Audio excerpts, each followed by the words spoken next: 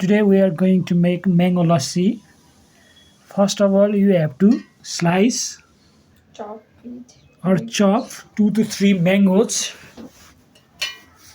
in a mixer beaker. My wife is slicing a chop of mango pieces. Here is cord.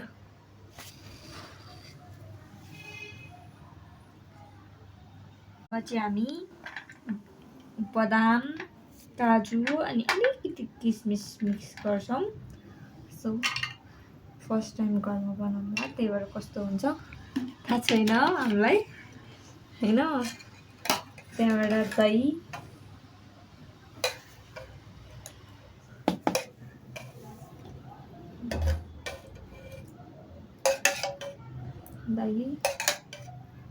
जाले हाल्नु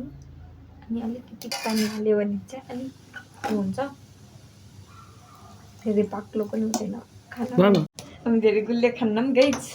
त्यही भएर यति चिनी हुन्छ हाम्रो घरमा चाहिँ धेरै हुँदैन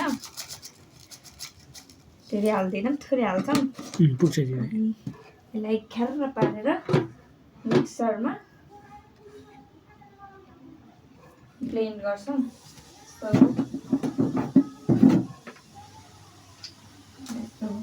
यस्तो गर्ने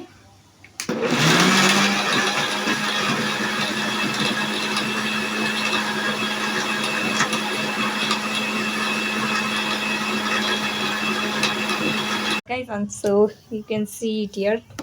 यस्तो हुन्छ हैन अनि यसलाई चाहिँ अलि अझै राम्रोसँग ब्लेन्ड भएकै छैन सो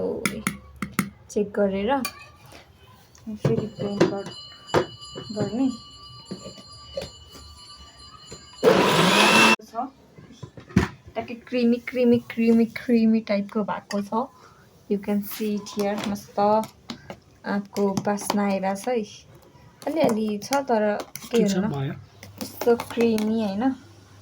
खानलाई पनि मस्त अझ आइस भइदिएको भए चाहिँ दामी हुन्थ्यो हाम्रो घरमा चाहिँ फ्रिज छैन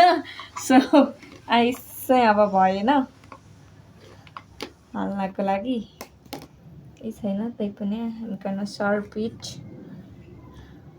त्यसरी हैन सिधै हाल्दा नि हुन्छ पोखिन्छ होला नि यस्तो ल टेस्ट गर्नु त टेस्ट गर्नु न यस्तो दामी भएको छ नि म्याङ्गो फ्लेभर अझै यसमा आइस मिसाउन पाए भए चाहिँ दामी हुन्थ्यो हाम्रो घरमा चाहिँ आइस छैन